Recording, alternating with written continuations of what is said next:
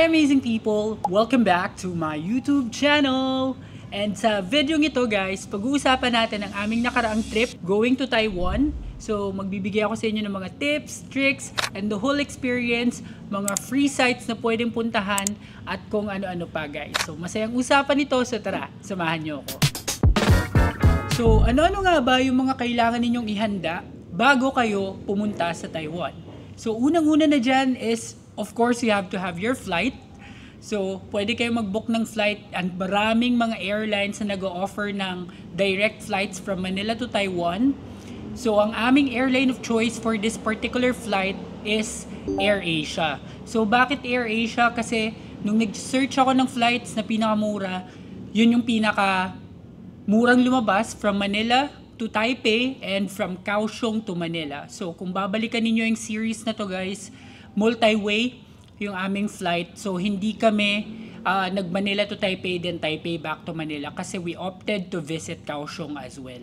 Take note lang guys na sa AirAsia, you cannot book a multi-city flight na under isang itinerary. So, in-split ko yung booking. So, nag-book ako ng one-way from Manila to Taipei and then another itinerary na from Kaohsiung to Manila. Kasi nung unang beses na nag-vlog ako about sa Taiwan guys, multi-city flight through Cebu Pacific yung ginamit ko.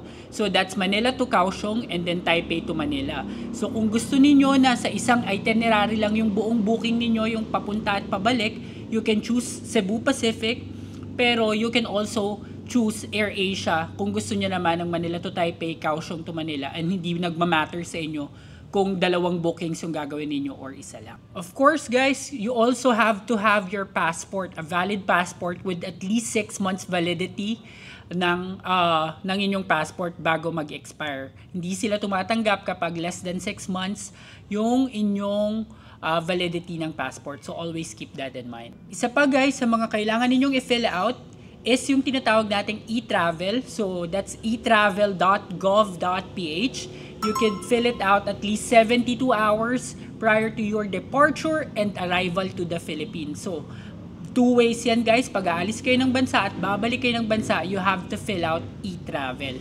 And meron yan i-generate na QR code. Just save it for future reference just in case hanapin siya. And Taiwan also has implemented their digital arrival card. So, you can fill it out same way as how you fill out e-travel 72 hours prior to your arrival lang sa Taiwan. So arrival card lang siya, walang Taiwan departure card. So as tourists, kailangan natin ng arrival card, and you just have to fill out the details, yung name niyo, personal information, purpose of visit, and kung saang hotel kayo mag-i-stay. Sobrang dali niya guys na fill out, and of course lalagay ko yan lahat dito sa description box below para madali ninyong maklik at ma-navigate yung website. Now let's talk about our flight details. Sa flight namin guys, umalis kami ng Pinas noong August 31st ng 11 PM. Dumating kami ng Taiwan ng September 1st, 1:30 AM. So that's a red-eye flight. And then we left Taiwan ng September 6th. That's a Saturday ng 6:30 PM. And we arrived in the Philippines ng mga around 8:30 PM. Now, the reason why I'm talking about the flight details, it's because it's important na malaman ninyo yung flight details so that you would also take it into consideration sa pagbubook ng inyong hotel. Since dumating kami ng madaling araw ng Taiwan, wala ng mga mode of transportations like MRT or yung kanilang fast train. So, book kami ng bus hanggang from the airport going to Taipei main station, and from there we rode a cab hanggang doon sa hotel namin sa Ximending. And since madaling araw yung aming dating doon and we didn't have much sleep, we have to backdate our booking doon sa Tomorrow Hotel, which we'll talk about later. Ngayon naman, pag-usapan natin yung inyong mga airport essentials. So pagdating ninyo sa airport ng Taiwan, assuming that you've already successfully checked in sa Pinas and nakapag-board na kayo, nakalipad na kayo, at pagdating ninyo sa Taiwan, there are a couple of things that you have to do. First is you have to go through or pass through immigration, where they would check yung arrival card ninyo. The immigration officers might ask for a copy or a screenshot of the arrival card.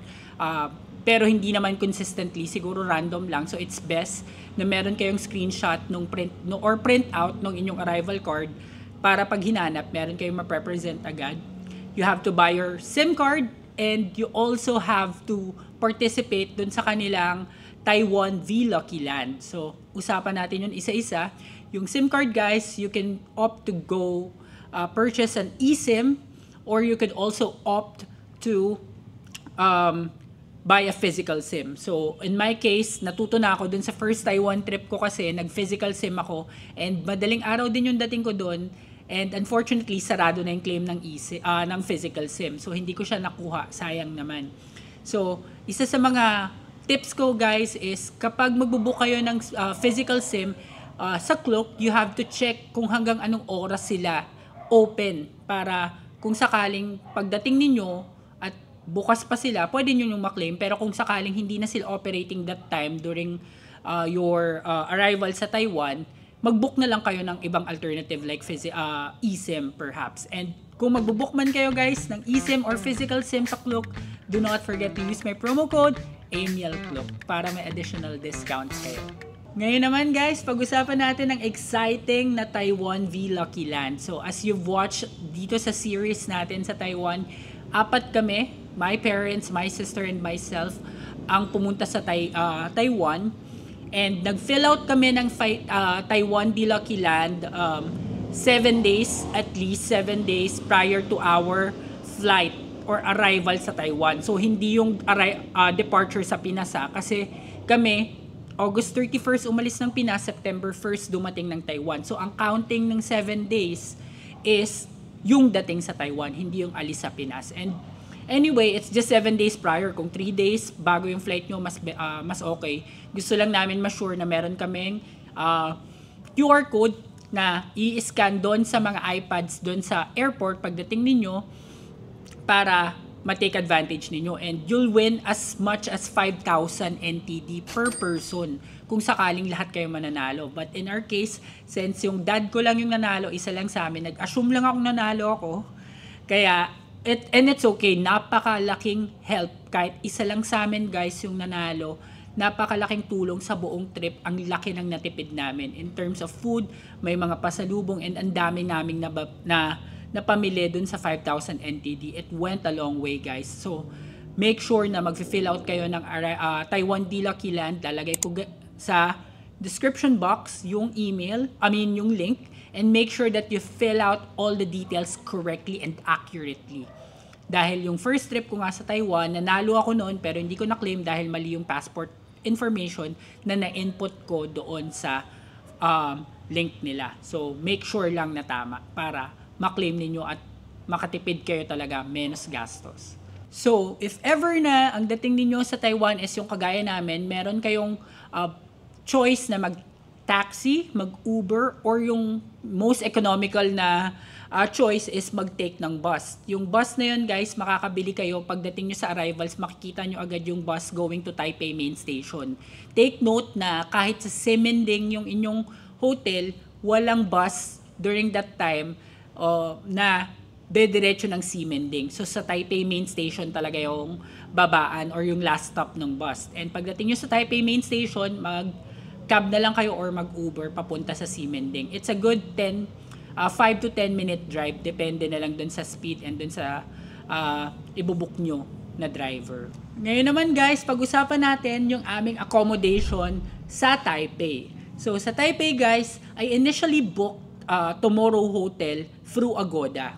So, again, guys, meron na tayong promo code sa Agoda. Use my promo code AJTV Agoda para may additional discounts kayo. But in this particular case, I was contacted nung isa sa mga staff nila, si Miss Sabrina, directly from Tomorrow Hotel because I used to stay there last year din. Hindi pa ako vlogger noon. Nagstay ako sa Tomorrow Hotel. And alam nila, may record sila sa akin na nagstay na ako doon. And they contacted me. They offered me a free upgrade. They offered me $1,000 worth of vouchers. Kasi sa Tomorrow Hotel, pag nagstay ka, bibigyan ka nila ng coffee and food voucher na pwede mong i-claim doon for the cakes, mga drinks, coffee, and whatnot. ang dami mong makiklaim. So yung breakfast namin doon almost always covered na ng mga vouchers, and meron pa kaming nadala papunta ng Kaohsiung. So bakit ko siya sinishare, guys? Kasi nag-offer siya ng great deal na for like a difference of 500 NTD. Guys, upgraded na yung room nyo. Yung room namin is beside each other. Yung isa sa mga rooms may tub, may hot tub, and then may window. Yung binuko kasi sa Agoda, plain room lang na walang window. So, nung nakita nila yon, they offered me this, and they found out na nagva-vlog ako. So, they also let me know na kung iprepresent ninyo tong videos ko or yung video ko na nandun ako sa Tomorrow Hotel, na vinavlog ko siya, pwede rin kayo makatake advantage ng discount. I'm gonna put her number, yung number ni Miss Sabrina, dito sa description box, para just in case na gusto nyong mag-book directly sa Tomorrow Hotel, makakakuha din kayo ng discounts. Same or better deal than I got. So, yan guys, makakatulong yan sa inyo. Bakit Tomorrow Hotel? Kasi from Simending exit number 6, walking distance lang talaga siya. And doon din yung usual na meet-up point ng mga tour ng Pinoy drivers na mga nagtutour sa North Coast, Taichung, Formosan, or kahit saan pa. Napakadali guys na mahanap, hindi kayo mawawala, and friendly siya in terms of yung mga may kasama kayong bata, senior citizen na may hirapan maglakad, mag-navigate, and sobrang dali niya pagdating nyo sa exit number 6, ando na kayo kaagad. So, i-recommend, and 10 out of 10 yung experience ko namin sa Tomorrow Hotel. I would highly recommend it, especially if you will be traveling with family. Now, of course, we'll talk about yung hotel naman namin pagdating sa Kaohsiung. So, I booked Sky One Hotel ulit. So, sa previous vlog ko last year sa Taiwan, binook ko yun as a solo traveler. Just because I had great time there. The facilities are nice, and wala akong complaints whatsoever kasi kompleto naman sila, and galante naman silang magbigay ng mga tubig, mag-refill ng mga shampoo, sabon, mga ganyan, and kompleto ng mga essentials, toiletries. Pwede rin kayong mag-request kung ano yung wala sa room, pwede nyo i-request, ibibigay nila. Kaya binuko rin siya, and at the same time, siya na yung closest, pinakamurang hotel din, and close siya sa Formosa Boulevard Station. Kaya inulit ko yung pagbubook doon sa Sky One Hotel, and I booked it via Klook naman. Okay, so ngayong meron na tayong accommodation, pag-usapan naman natin ang ating day-to-day activities and itinerary sa Taiwan. So we stayed in Taipei for Monday, Tuesday, Wednesday, 4 days technically, including Thursday, and then from Thursday, Friday, Saturday, nag-travel kami using HSR from Taipei going to Kaohsiung. So, doon sa Taipei guys, isa sa mga hindi ko pinalampas at ni-request din ng aking family na ma-experience is yung North Coast Tour. And para naman may iba, instead na mag-book ako dun sa ating mga Pinoy drivers, na highly recommended ko pa rin guys, nag-try naman kami via Klook. So, medyo malaki yung difference niya. And kung may kasama kayong family, especially senior citizen, mas friendly, user-friendly yung mga Pinoy drivers kasi point-to-point sila maghatid. Sa Klook naman, it's also okay. However, you have to meet up sa Taipei main station. Ang meet-up point nung ating mga Pinoy drivers sa Simending na mismo. So, mas makakatipid ng energy sa paglalakad, sa pagpunta-punta from one station to another. Although, isang station away lang naman ang Simending at Taipei main station. But Taipei main station is pretty big, so mahihirapan or medyo challenge yung paghahanap ng meet-up point pagdating doon sa Klook Tour. Pero all the rest, both are great choices. Nasa sa inyo pa rin guys kung saan kayo mas komportable at mas makakatipid. It's just that para sa akin guys, i-recommend ko kapag may kasama kayong family, bata, senior citizen, mag-tour na lang kayo with our Pinoy drivers. Pero kung solo traveler kayo and healthy pa naman, kaya pang maglakad-lakad, okay na okay yung Klook Tour. But all the same guys, pareho naman yung mga pinupuntahan, and one of the other reasons kung bakit pinili ko itong Klook Tour, para mapakita ko naman din sa inyo yung Jufen sa gabi, which we've experienced, and napakaganda ng Jufen sa gabi. First time ko yung nakita na gabi, and ang ganda lang ng ilaw, ang ganda ng vibe, napaka-relaxing. So mag-e-enjoy talaga kayo. Isa pa sa mga binisita namin during our Taipei trip is yung Maokong Gondola and yung Taipei Zoo. So yung Maokong Gondola experience namin, medyo nagkaroon ng problema ng konti dahil papunta lang kami guys, nakasakay ng Maokong Gondola, which is still a great experience dahil naka-experience kami ng Crystal Cabin. And nung pabalik kasi dahil nga sa may thunderstorms, nagtigil ng operations yung Maokong Gondola, so we had to take the bus pababa. Pero free naman yung bus as long as meron ka ng ticket for Maokong Gondola. So, okay na rin yun kasi pagdating naman namin dun sa baba, konting lakad lang, pumunta naman kami ng Taipei Zoo and napakalaki ng Taipei Zoo. So, mag-e-enjoy talaga ang people of all ages. So, marami kayong makikita din doon and makakasakay din kayo ng parang train nila na papunta dun sa medyo malayong part ng zoo, and at the same time, huwag niyong palalampasin na makita yung mga pandas nila. So, isang panda lang yung nakita namin during that time, pero sulit na sulit pa rin. And nung last full day naman namin sa Taipei, kami ay bumisita sa napakagandang Ulay District. So, hindi ko palalampasin na bisitahin yung lugar na yon every time I visit Taiwan. Just because napakaganda niya, napaka-relaxing, napaka-chill ng vibe. And this time, nakasakay kami dun sa old log carts na hindi ko nasakyan the first vlog I did for Taipei nung nagpunta din ako sa Ulay dun sa previous vlog ko last year. Ngayon, na-experience namin siya yung log carts and na-experience din ng family ko. And pag tinatanong ko sa kanila kung ano yung isa sa mga pinakamagagandang napuntahan namin dito sa travel na to, yun talaga yung isa sa mga nasasagot nila dahil sobrang ganda talaga doon guys. So wag na wag yung palalampasin na bumisita sa Ulay. Come day 4, kami ay bumiyahe na using HSR from Taipei to Kaohsiung. So sa HSR lang guys, tip lang, I book it via Klook. So medyo complicated ng konti yung pagbubook ng HSR via Klook or pagre-reserve ng seat. Pero clearly stated naman dun sa fine print ng booking sa Klook na kapag nagbook ka sa Klook, hindi siya yung kung ano yung lalabas sa Klook, yun yung i-scan mo. You have to claim your physical SIM card or physical ticket doon sa kanilang mga counters ng HSR pagdating ninyo sa Taipei Main Station. So, meron kayong website kung saan itatype ninyo yung voucher code ninyo sa Klook, tapos magre-reserve kayo ng seat, tapos bibigyan kayo ng confirmation, at yung confirmation na yun yung ipapakita ninyo doon sa HSR booth or counters doon sa Taipei Main Station. So, kayang-kaya nyo yun guys, lalagay ko rin dito sa link or sa description box para madali ninyong maklik yung link. And ang kagandahan dun sa nabook ko sa Klook guys, it's on buy one take one during that time. So technically 2 tickets lang yung binuko pero 4 na kaming nakasakay. So nakasulit din kami dun. So always check for promotions, ongoing discounts, offers sa Klook. Especially sa Taiwan, I know that they also offer free North Coast Tour ngayon. So, pag check ko ng Klook, meron mga free North Coast Tour basta magbubuka ng hotel sa Klook. So, you may also wanna consider that. And pagdating namin sa Kaohsiung, since hindi ko first time sa Kaohsiung, from Zuoying Station, sumakay lang kami ng MRT hanggang sa Formosa Boulevard, and then we walked a bit hanggang sa makarating dun sa Sky One Hotel. And of course, hindi namin pinalampas yung pagkakataon na makabisita sa mga night markets na sikat dun sa Kaohsiung, one of which is Liuhe, na walking distance lang sa Sky One Hotel, and the other is yung Ryufeng Night Market, na parehong maganda guys at ang sasarap talaga ng pagkain. Isa pa sa mga napuntahan namin guys is yung Dream Mall na matatagpuan sa Kaohsiung.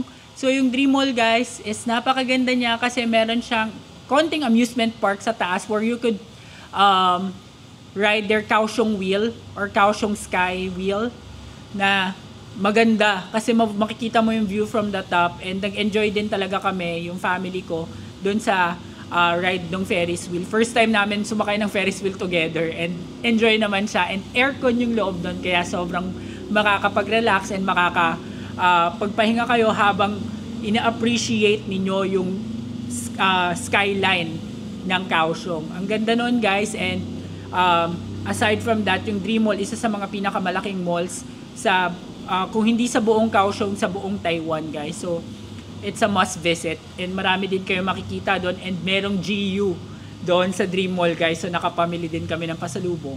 So okay na okay yung experience sa Dream Mall.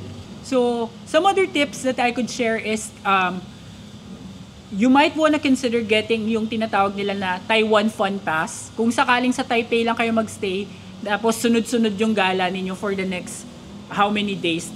Kasi yung Taiwan Fun Pass, guys, good siya sa trains, good siya sa ibang mga attractions like yung Maokong Gondola, yung Taipei Zoo, pwede nyo gamitin yung Taiwan Fun Pass na nasa Klook. Pero kami kasi guys, on our case, nag-easy card kami. Kasi yung hindi na namin sure kung hanggang kailan kami sa isang lugar, and para sa amin kasi nagandahan kami dun sa mga itsura ng easy card kasi maraming magagandang selections ng easy card. Hindi siya plain na card lang na magagamit ninyo kahit ilang beses kayong bumalik-balik ng Taiwan. Kaya yun yung mga isa sa mga mapapayo ko kung sunod-sunod yung gala at sunod-sunod yung pag-visit ninyo sa mga attractions at di kayo nag-work sa gabi kagaya ko, the best talaga na kunin yung Taiwan Fun Pass. Isa pang tip guys, kung mahilig kayong mamili ng pasalubong kagaya ko, doon kayo sa Yelyu Geo Park bumili. Maraming mga tindahan ng pasalubong doon, but I would highly recommend na bumili kayo sa stall number 44. Makikita nyo merong Philippine flag doon sa vlog na yon. And the moment I stepped in and nakita ako nila kuya, talagang na-recognize nila ako kasi doon din ako namili last year. So napakabait nila, nagpapatawad, may mga libre, sobrang dami niyang libre, tapos may friendly, napaka-friendly nila guys. So pwedeng tumawad, pwedeng manghingi ng extra, kung kaya naman nilang bibigay nila yon. So doon kayo bibili guys, and definitely mas mura siya. May mga pasalubong na mas mura doon sa stall number 44 kumpara sa Carrefour, which is another alternative kung hindi kayo pupunta sa Yelyu at gusto nyong mamili ng pasalubong around Ximending area, lakarin nyo lang yung Carrefour and makakatipid din kayo doon guys. Pero kung pupunta kayong Yelyu talaga, stall number 44, do not forget.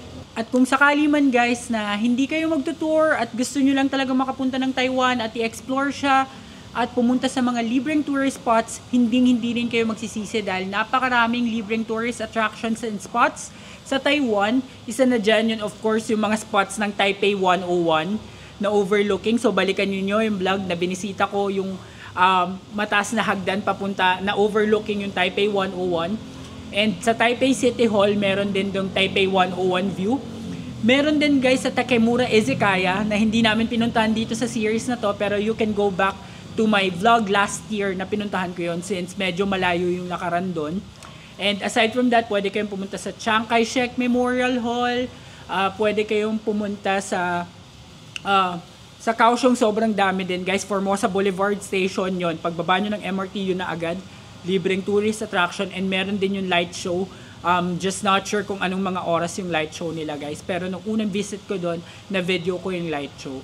So, kahit hindi kayo magtutour or hindi kayo mag-book ng kahit ano, may enjoy nyo talaga ang pagbisita sa Taiwan.